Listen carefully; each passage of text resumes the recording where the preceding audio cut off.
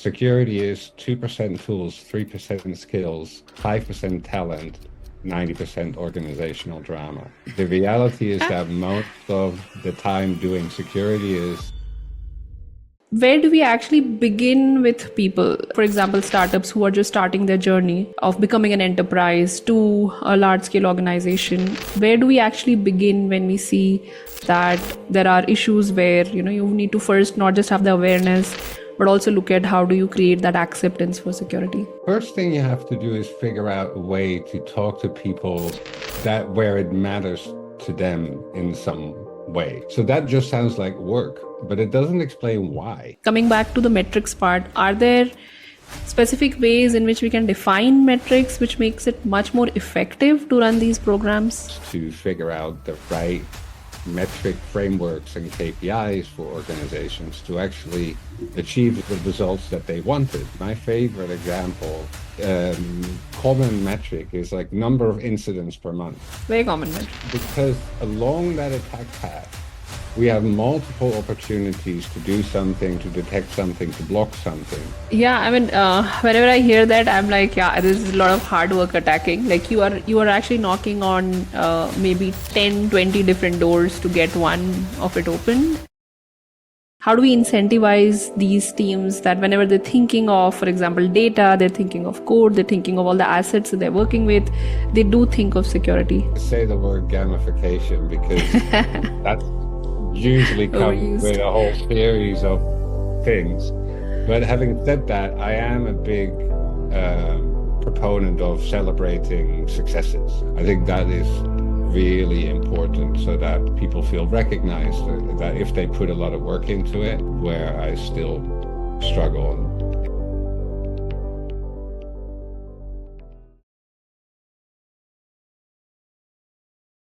Welcome to Breakpoint. I'm your host, Neelu, and here we are decoding the bleeding edge of cybersecurity. We are here to challenge assumptions, explore breakthrough defense, and learn from some of the most innovative minds in the field. Enjoy, folks. Hi, and welcome everyone to this episode of Breakpoint. The topic for today is Culture Eats Security for Breakfast. Our guest for today is very aptly J. Thoden van Velzen. He's Technical Advisor, Office of the CSO, SAP Global Security and Cloud Compliance. Welcome to Breakpoint, Jay. Thank you, Neelo. Thanks so much for having me. So I wanted to actually talk about this a little bit before we start. We and everyone in the industry and in the audience would relate to it, I think. Security, wants to be an enabler wherever it goes. It could be any of the teams, right? But wherever you go, invariably there is a common denominator.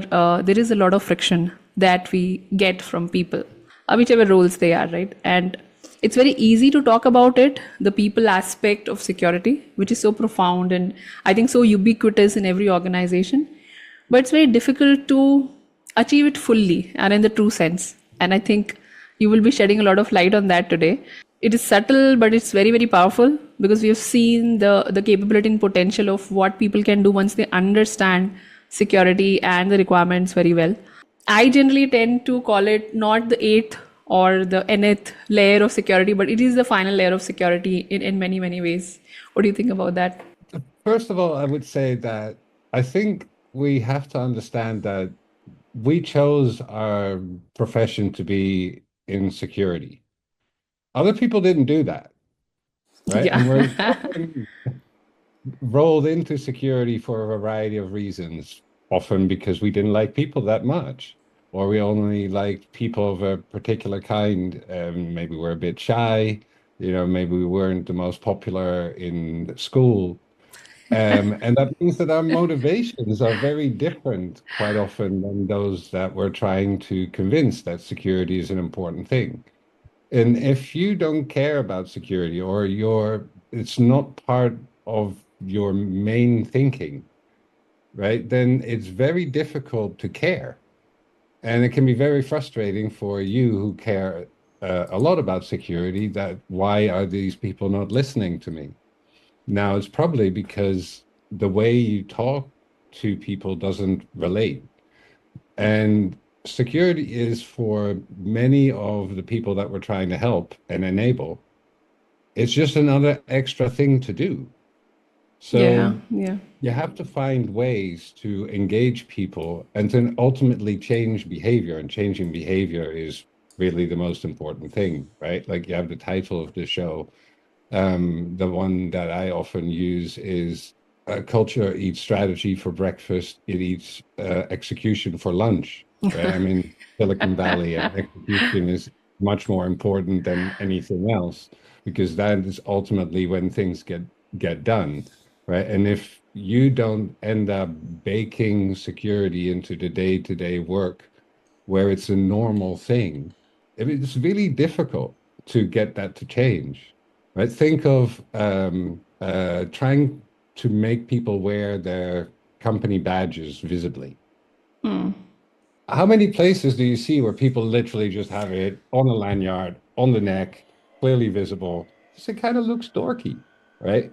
And security people are the ones that may ask a guest like, "Hey, are you by yourself? Shall I escort you?" But how many people do that, right? Like even if you have heard the mandatory training sessions that you should, how many people really do that if you don't have that motivation already?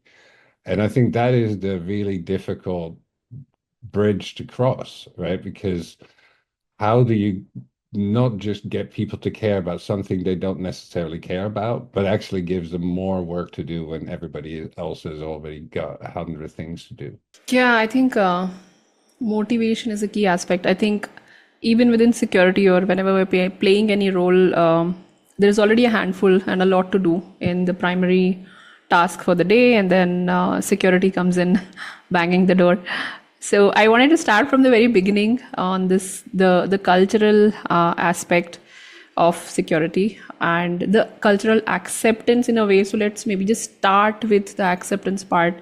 Um, so there are a few scenarios here. So for example, when we as security teams look at development teams, we see a lot of supply chain risks are already there for various components which are there.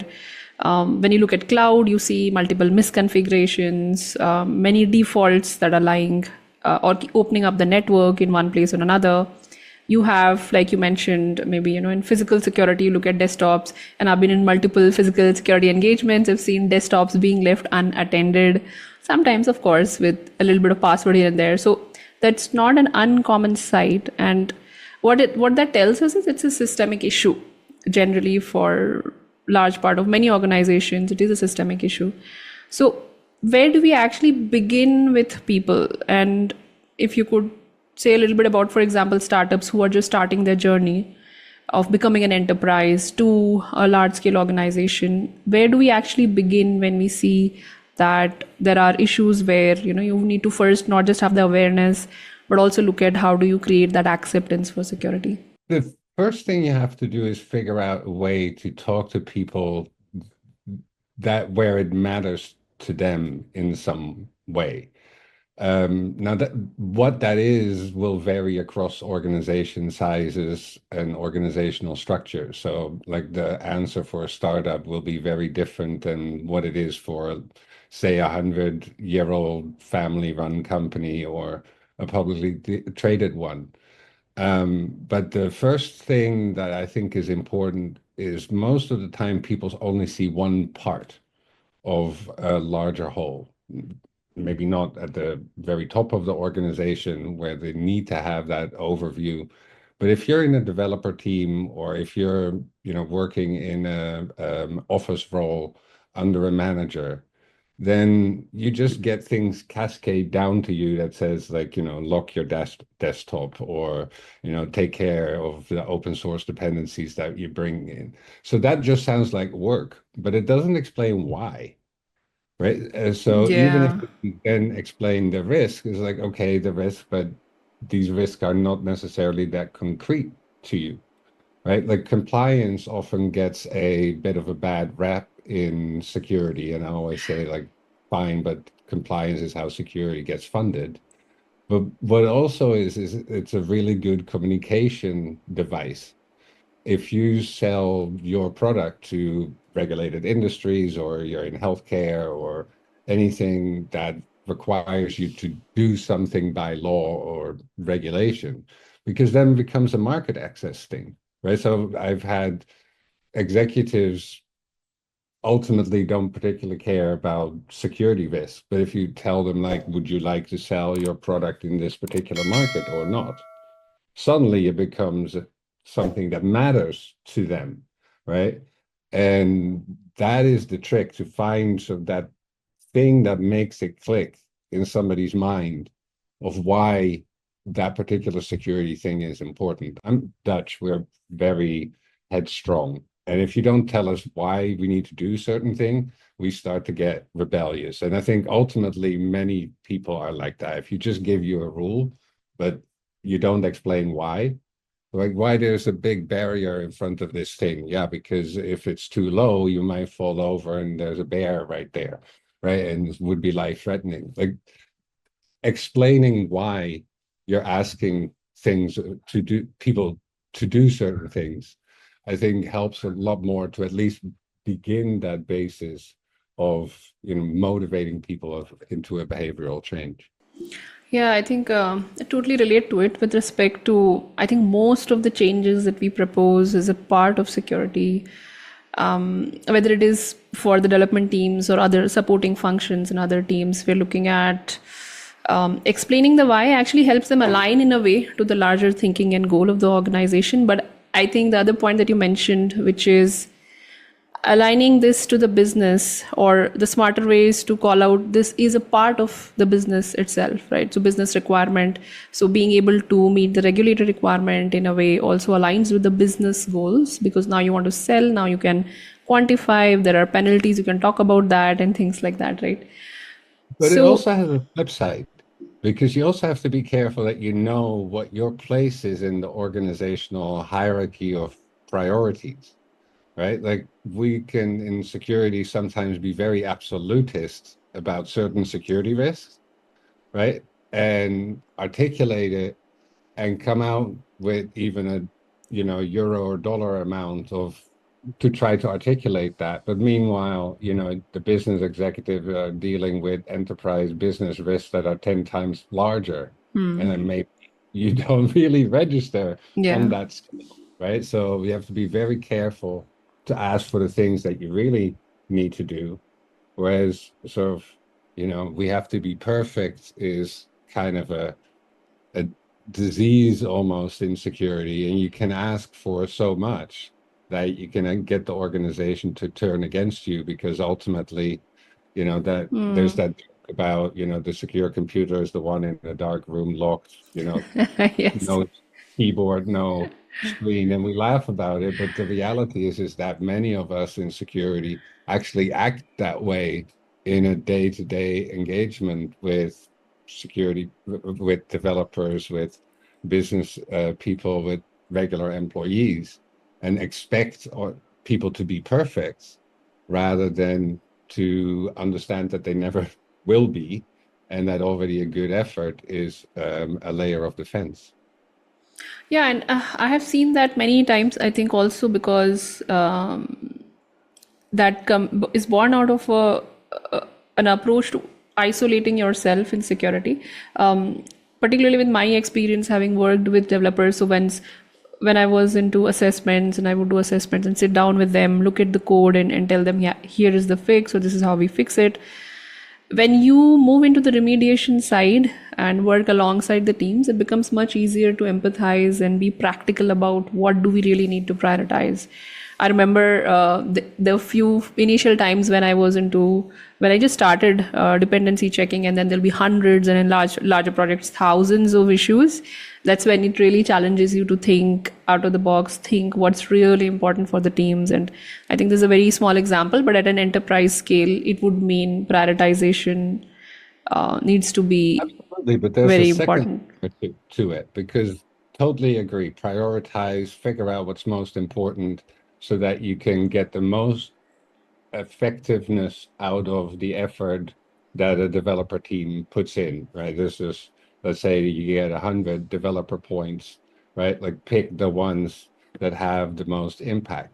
The problem is that I don't find the developer teams usually that much of a challenge, because, you know, nobody likes to have their baby called ugly, but there's a lot of developers that have pride in their code. So generally, Mm, when you point it out in a gentle way, they are definitely as like, this is something that we need to fix.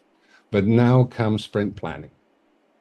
hmm. And they're not necessarily the ones in control, right? Because, a marketing budget for a product launch is already scheduled and a venue has been booked. And suddenly it's like, okay, we'll put it in the backlog, right? So the next challenge really is how do you get the middle management layer to care in a way that they make it a priority rather than hope for that downtime in the developer cycle where they can do the things that they want to fix rather than have to work on. Because the reality is that backlog never gets reached, right? And I think that's where it gets even more important to do that communication throughout the entire organization. Top down helps, executives on the Mm, other, same as developers, I don't think are necessarily the problem because they have the general overview, and especially in a publicly traded company, they carry the most risk, even personally. yeah. But then you get to, middle management layers, 1, 2, 5, however many the size of your organization, where a lot of different priorities are at play, unless, for instance, the executives say, like, I'm actually going to give you a KPI related to an important security metric, or set certain expectations that, things really need to get done. And then you have to be careful that that directive doesn't cascade down into organizations in a way that it becomes, yet another metric that people get rated on, get punished on, and even might miss bonuses, right? Like, so it's very delicate of how you Hmm. introduce that, how you then message that down, that it is important to the organization just as much as features and functionality. Very culture dependent, and it may even be culturally dependent geographically, right? Where a message Hmm. that might be okay in Europe or North America or Asia in a certain form might not have the same effect at all in other parts of the world, or organizations that are more hierarchical versus more, autonomous business units, then directives from above rarely get received appreciatively. Yeah, yeah, those I think those nuances are definitely there. I wanted to actually now maybe just shift gears and understand the how to, right? Like the nuts and bolts of how do we go about it. So I'm calling it in short, like, how do you actually sell security, the idea of security, and the ways and the means to do that. Is there a better way to talk about it in our organizations? So maybe let's take a scenario of you start a security program and you want to take it to people. This could be an automation, this could be a process, it could be anything that you want to introduce, which is a change from their usual working style.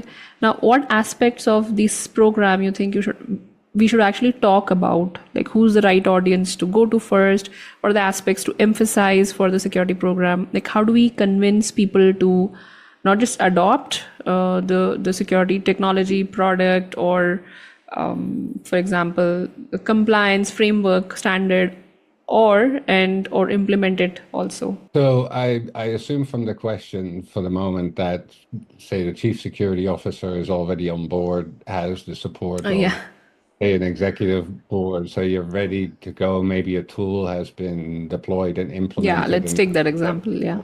to go, right?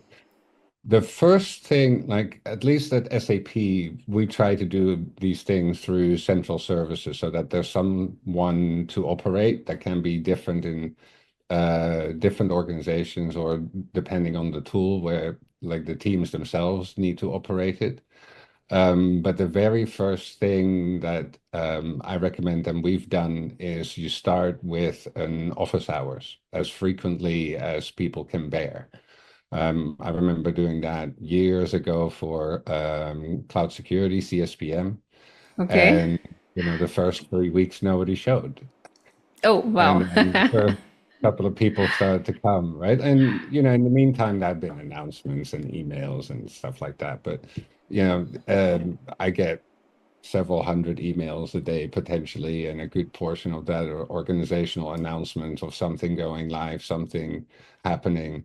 Most people will only really click at the ones that seems relevant to them, right? So you have to sort of engage the organization that you're trying to serve or do something with in a place where you can also listen to them. So that's also specifically where their office hours, like they're not supposed to be one-way streets, Hmm. but also their teams come and say like, well, you're tripping, your policy doesn't work, this is never going to happen. And I think that dialogue is extremely important, or even trialogue in case if you have separate policy people, operational tool operators, and your line of business developer teams.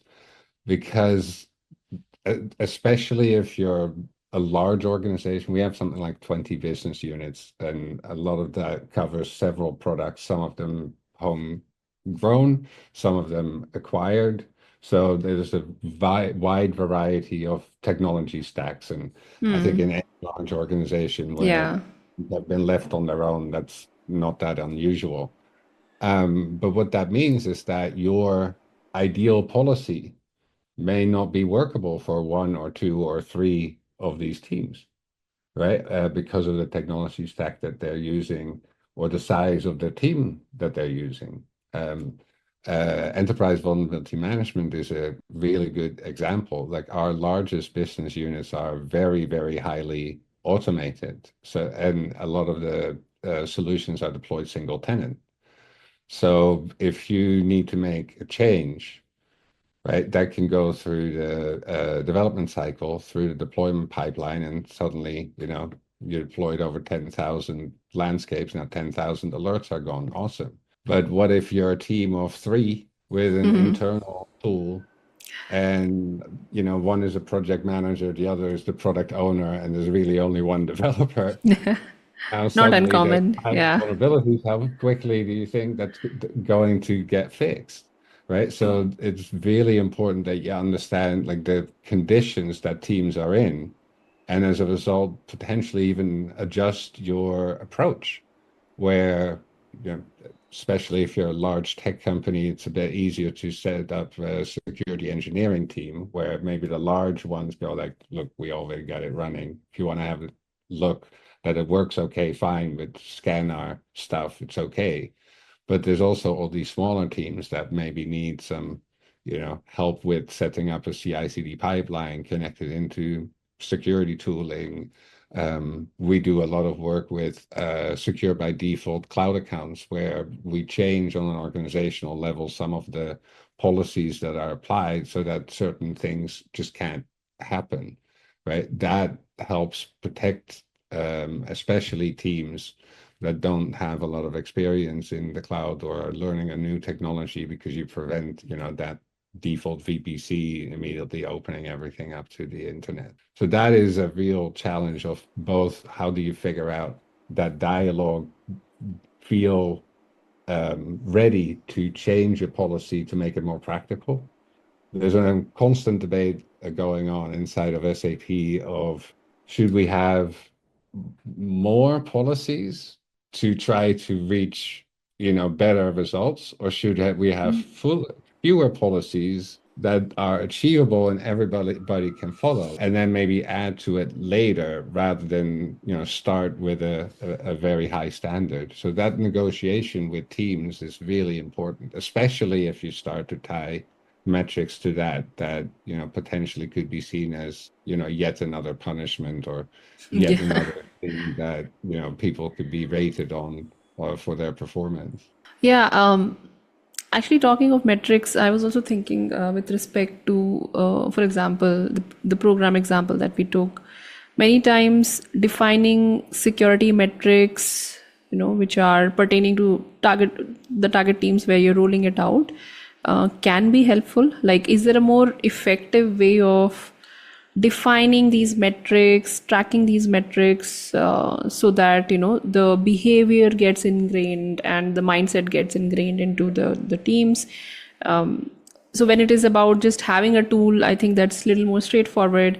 But when you're talking about security processes coming in, policies coming in, and we're looking at different, so in large organizations, like you rightly mentioned, we have very heterogeneous environments where you may have different multiple ways of doing the same thing somehow. Like, for example, some organizations I've seen are large and they have multiple secrets management, or they have different controls for the same thing, people are doing it differently, and of course multiple policies and things like that. So coming back to the metrics part, are there specific ways in which we can define metrics which makes it much more effective to run these programs? So before I was a full-time security professional, I was actually in analytics. I used to work for a company called Business Objects that ended up Okay. getting acquired by SAP, and I worked primarily as a analytics consultant, like doing reporting, dashboarding, data warehousing, and things like that on business data. And one of the things that we did was to figure out the right metric frameworks and KPIs for organizations to actually achieve the results that they wanted. Because this is really important. Like a lot of people, when they start with analytics, they just start counting things, right? And if you translate that into goals and targets that you judge people on, that will drive people's behavior.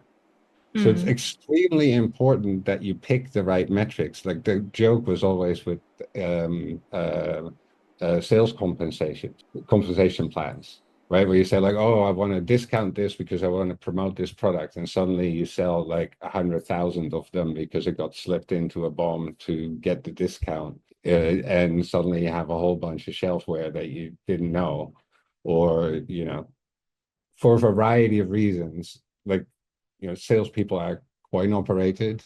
I think they will laugh about that themselves. It's not really an insult. That's what they're motivated by. So, like, if you set your compensation plan wrong, you can have completely different outcomes than you actually want to achieve. Now, if you Right. turn to security, my favorite example, common metric is like number of incidents per month. Yeah, very common metric. And it goes up and it goes down. It's like, is that good? Is that reflective in any way of what? Like that you could process more tickets if you had more? Are you under attack? Right? Like, or are you just doing more work because you have time on your hands? Right? Like these are not necessarily things that matter and could lead to an organization ending up generating a lot of, very small tickets that can be very quickly closed. I was like, look how good we're doing, right? So you have to be very careful what you actually pick as things so that you really end up with a effective metric that also communicates that you had a good outcome. One of the irritating things was, and it was largely a scalability problem of the tool we had initially in CSPM, was that we could only report on alerts. And that was kind of a poor indicator because it ended up that four largest users of cloud services were the ones with most alerts. So they always got beat up of Okay. do better, do better, do better. And we tried some normalization techniques, but they, weren't really precise. And then only like a year and a half later, were we also able to get in all the good results. So to get the entire set. And then we could normalize it out to a compliance rate or an policy adherence rate. And that showed that those big lines of businesses actually were running at a, 99 plus adherence rate because it just had so much, right? That's good. After several years of CSPM programs, and like smaller teams started to like explode out as like, oh wait, you're actually off the chart. Like we had one marketing team where one guy was running two websites, and well, it wasn't that business critical, but it also meant that suddenly it was shown up as much more of a problem than the ones that actually have turned out to be doing really well. Right? So Hmm. like picking that metric and then finding the way to actually get to that metric, because that's another problem. People look at the data they already have, and then it's like, oh, I'm going to report on that.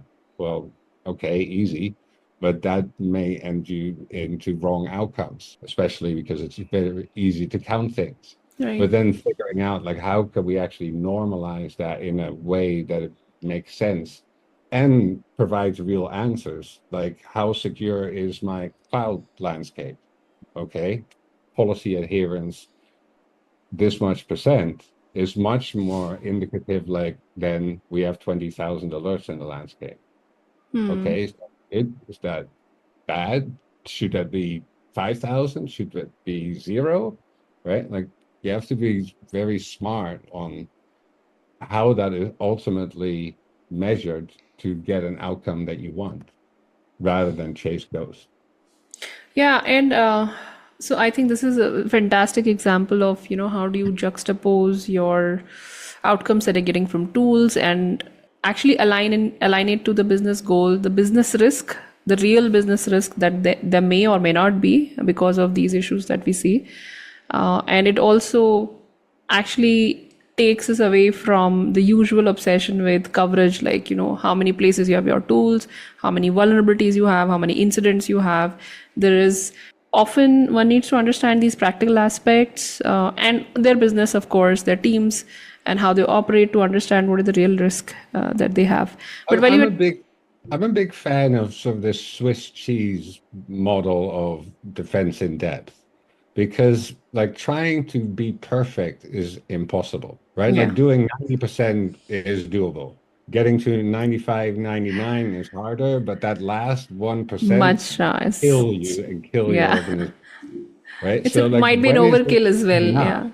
Right? Where you go like, okay, and then we go to the next one. If you do vulnerabilities pretty well, and you do CSPM pretty well, and you do your IAM pretty well, and your detection pretty well, and your response pretty well, you're going to be pretty difficult to get broken into, especially if, beyond that first layer, there's a second and then a third, etc. Like hopefully buy you enough time before things get really problematic. Like one of the dogmas that we have in security often that I find super irritating is like, attackers have to be right only once, security all the time. Hold on, that's actually not how it works. Yeah. It's the opposite, right? Because along that attack path, we have multiple opportunities to do something, to detect something, to block something before the attacker reaches a goal. And look, in modern automation, that can be very quick.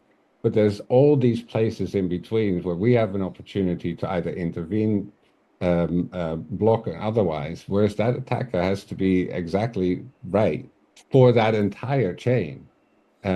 So I think this is one of the things that we have to like rethink a lot of these dogmas that we have had in the past. Yeah, I mean, whenever I hear that, I'm like, yeah, this is a lot of hard work attacking. Like you are actually knocking on maybe 10, 20 different doors to get one of it opened. And That's when right, all and it these could be doors align is when detected at any point. you are there. Yeah, yeah. So in most of the cases, you will see the attacks are not very sophisticated, and they still get through because there are no layers of controls that the layers that you're talking about may actually not be existing or have not been implemented in the right spirit. And that is true. Like security is super hard. This is why I always recommend anybody in security to at least spend the time in some kind of security operational role, whether it's the SOC or EVM or any of these type of things, to see what's really happening versus what you might read in your CISP exam material. Because the reality is that most organizations don't really have the capacity to do all of these things. And if you look at it from a risk perspective, assuming that the security organization is doing that well and communicating that well, you might just not register that high, right? Like, the proverbial website of cat pictures by, private individuals. Sorry, but if that like account database leaks, that's not the end of the world, right? Especially if you didn't capture credit card data either. Now, if you're running nuclear power systems, then obviously the situation is different, but it's very Different. hard to articulate making a big security investment for a website of cat pictures supported by a little ad revenue. Yeah, and a lot of this, when I also think myself, brings me to the point of, how do we, and this is a place where I was doing a lot of thinking, at least in the past few years, in my role of a security leader, that, how do we ensure that there is long-term involvement from teams? So there is one part of just implementing your programs and adding automation, having DevSecOps in place and things like that, where you will have programs where you can execute something specific, but when you think of ensuring that there is a long term investment and involvement from teams, in short, how do we ensure there is a skin in the game for the teams in general? Like, essentially, can we ensure that they think about security right, like right from the very beginning? So when they're thinking of design, they immediately think of performance, because that's how their components will be built as well, but they're not generally not thinking of security at the time when they're thinking of performance. So can we look at it in a way where, you can, in fact, in also in a way that I wish, right, that we could quantify security as much as we can quantify performance today. Like, for example, and this could be just my rambling, but feel free to, correct me. So when we have 3 nines or 5 nines that we are saying that we want performance, hopefully we could also do that for security one day, where it is very, very clear what level of security, what layers are required, and we can be as objective as possible, where at least teams have a clarity when they're looking at it. They can invest on it right from the very beginning. So what can we do to ensure that there is involvement from their side, that they start, rather than shifting left, they actually start very, very early in their approach? So ideally, you can afford security engineering. This is, I think, primarily happening in like large tech companies and maybe financial industry and so on, where you have a group of people that can actually engineer, say, secure development pipelines, provide a service for like, hey, everybody put your code in this private GitHub, deploy central security tooling, ideally in a way. I'm a big fan of agentless CNAP, for instance, exactly because Okay. a central tool can deploy this across the entire landscape without having to bother anybody at all and provide a whole lot of insight, right? So like, how can you take work away from developer teams while at the same time making it part of their day-to-day work, right? Like ideally, this is probably rarely happening everywhere, but ideally security is literally just part of the developer education rather than security education for developers. That's organizationally extremely difficult to do. So I understand why it generally doesn't happen. But then it becomes less about a security team talking to a developer team like, hey, there's work for you to do, rather than it becomes part of software quality and therefore core to the work that a team might do. And that would be, for me, the ideal, but also understand that, given silos in organizations and so on, that is probably the hardest to ultimately achieve. At least trying to create this, series of tools, services, support to make it easier for teams to adopt these central services rather than do it on their own. Now, in different organizational styles, there might be more of a hammer saying like, you shall use this. I once spoke to someone doing security in a larger cybersecurity firm, and that had made a lot of acquisitions and forces their developer teams to use them. And they set a deadline for a quarter for everybody to adopt that a particular tool. And I was like, well, and how did that go? Haha. I was like, oh, well, in a quarter we were done. It's like, okay, that's not how our organization works, where there's a lot more negotiation and convincing that this is actually an improvement over the tool stack that the team might have chosen themselves. And so I think that's where a lot of the investment goes in. It's like, how can you actually help and then convince people that that's what you've done and that you're not just an agent from, some mandate up above that is telling you what to do. Yeah, and that often can lead to also sometimes we've seen when you are in a rush to get things implemented. Developers are good at finding bypasses and hacks to go about doing what they want to do, especially in case some of these controls are coming in the way of their or delaying some of their processes or coming in the way of their rapid automation that they themselves are trying to do. Yeah, but what I also still struggle with, or what we as an organization still struggle with and are trying to find solutions for, is that kind of the reward of doing good is more work. So Yeah.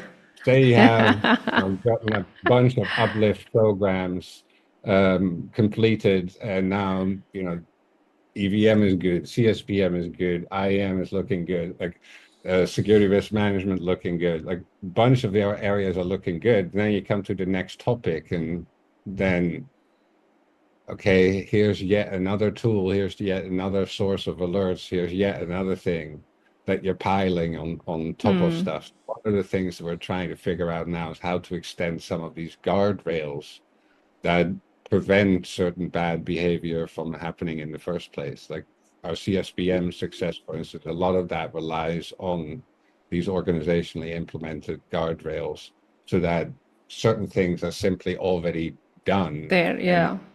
change it, right? And the more you can do that, where there's a generally agreed understanding, like, yes, that is bad. No, we don't use it because it has no legitimate use. The easier it becomes to implement such guardrails that where you can ultimately reduce the number of alerts you're sending for teams, and they also know that you're doing something, right? Like when we turned on cloud admin logging for the entire organization, like a whole bunch across the organization team suddenly went like, oh wait, that's a log I don't have to take care of. That's already going straight to the scene, right? And the more time you can do that, and then hopefully also advertise that you've done it, Yeah. and they reduce a whole bunch of load. And at the same time, I'm also a big fan, going just quickly back to the metrics. Metrics shouldn't be something that you beat people over the head with, right? Like let's recognize that everybody's busy, and if they're doing anything at all, they're helping you. So like praise the ones that are doing good, even if they're not perfect, right? And don't punish the ones that are falling behind, but go like, what are the things that we can do to help lift you up, right? Or maybe that even means like, okay, you're doing a giant landscape with 3 people. That's completely unrealistic. It's not your fault that the landscape looks like that. That's ultimately a business decision. Now see if we can get that into security risk management to articulate that in a certain format that the leadership of that organization understands, and then can decide, for instance, to either retire the solution or to throw some resources at it to get it into a better state. That's Yeah. ultimately how you make friends as well. Yeah, actually, that aspect is very key. So you talked about rewards and earlier also about how do we incentivize, and I was thinking of incentivization is sort of a cornerstone. Like it's unspoken of much, and especially given security teams are small in even in large companies and the budgets are smaller, we do not tend to boast about it a lot. But this is this is key to human behavior as well and how teams respond. So what's the best way according to you to incentivize teams and people, and this is this time not just developers but in the entire enterprise, because security behavior is something that all the teams need to to show in one way or another. But then how do we incentivize these teams that whenever they're thinking of, for example, data, they're thinking of code, they're thinking of all the assets that they're working with, they do think of security. Is there a good way of doing that? So like, I hesitate to say the word gamification because that usually comes Overused. with a whole series of things. But having said that, I am a big proponent of celebrating successes, right? Like Okay. we do that way too little in cybersecurity. There's always this idea of like the hamster wheel, like, it's never done. It's like, well, yeah, okay, fine, but like we can at least say like we've done 100 miles, we did 1,000 miles, or like certain things actually genuinely are better, even if we then want to obsess about the next problem. I think this becomes even more important when you're reporting to your executive leadership and the different teams involved, right? Like we didn't specifically encourage it, but we have seen competition between business units trying to be the best in the company and eking out in certain months their main rivals. That's great because it just like makes people more invested. And it's also totally cool to call that out in periodically and say quarterly meetings and saying like, biggest improver. So not just the ones that are doing great, yes, celebrate those too, but also the ones that have made the biggest impact, right? So that you like call out the efforts of teams that otherwise might be overlooked. So I think that is really important so that people feel recognized that if they put a lot of work into it, that they go like, yeah, we really did that. And it gets even nicer if collectively you've done so well that you can even talk about some of these things publicly. Yeah, I think it's also a way of making security the first class citizen that we keep talking about. Like we ourselves would not talk about or celebrate these wins by the teams who have achieved it as much as, we would celebrate other things, especially business goals or milestones and other operational milestones that they achieved. And that should start at home. It should start with security teams calling that out for them, being the cheerleaders for all of We these have other to product recognize teams that as well. that is easier for some industries and than others, right? Like if you work in financial, in energy, oil and gas, like defense, high tech, it's easier to show that security has to be that key important part of the business, or even a market differentiator, or even critical to be able to sell to the federal government or anything like that. What still find the harder job, I keep going back to, I spoke to the CISO of a university in Australia a couple of years ago who had 35,000 students and staff, all Okay. coming pretty much with their own equipment and phones, QR codes to get onto the university Wi-Fi, and they had 10 people on staff, right? It's like that, though, that's where really struggle. We have a large organization, we can scale that through thousands and thousands of customers, especially when it comes to cloud. But how do you do that if you're running a school or a university or a small dentist office or a small legal office? Um, that's where I still struggle. And in that case, I would definitely suggest strongly people get help from a managed service provider or something like that. Yeah, I think this is also the practical aspect of looking at security overall in many cases. Just like, so I'm coming back to the supply chain example, but we are all interdependent in many ways. And while we are focused on enterprises in this conversation, I'm sure there are many other places where, this needs to be in place and can be incentivized in the right ways that you're talking about. But yes, thanks a lot, Jay, for answering all these questions. It was great talking to you. Especially this is a very complex topic which people talk about it in a very simple fashion, and very few of us actually achieve it. But thanks a lot for shedding light on all of this, sharing your experiences and stories. I'll share to close then a phrase that I've used for a long time. Obviously, it's a bit jokingly, but it goes, security is 2% tools, 3% skills, 5% talent, 90% organizational drama. The reality is that most of the time doing security is talk to people, both, your security colleagues as well as developers, middle management. We have a BISO team, so these are security people dedicated to a particular business unit. They have their own relationship to the rest of their organization, and realize that you're essentially constantly navigating internal politics, Yeah. priorities, budgets, etc.